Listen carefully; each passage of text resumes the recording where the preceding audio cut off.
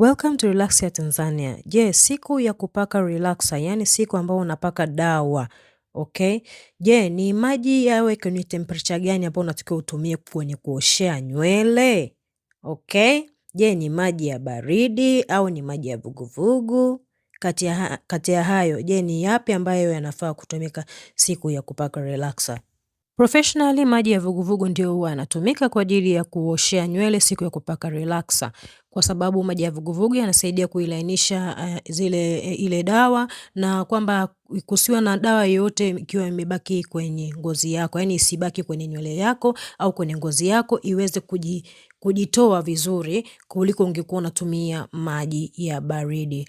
Lakini pia kwenye upande wa maji ya vuguvugu, hapa ndo tunaongelea lukewarm water.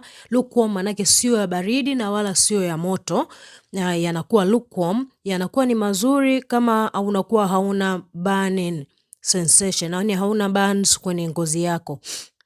Feel any kind of burn sensation kwenye ngozi yako, maji ya vuguvugu ni mazuri. Lakini kama unakuwa umepata burns kwenye ngozi yako, maji ya baridi ndio mazuri kwa ajili yanasaidia soothe the scalp, yani kupunguza ule ukali wa kuungua kwenye ngozi yako, kwa badala yake inasaidia kupunguza na kuifanya cool down. Ndio maana sometimes huwa tunatumia maji ya baridi.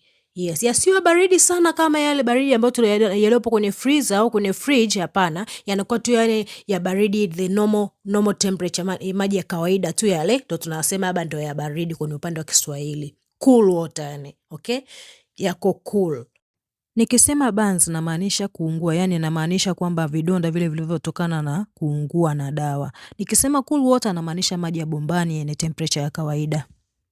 Kwa hiyo mtu angeniambia nichague kati ya cool water na lukewarm water siku ya kupaka dawa, ningetumia maji gani? Mimi ningependa kuchagua cool water kwa sababu it's the best kwenye upande wa kama kuna any kind of burn, yani kama kuna mtu ameungua kwenye ngozi, maji ya baridi ya kawaida yale ya bombani, the normal temperature, okay?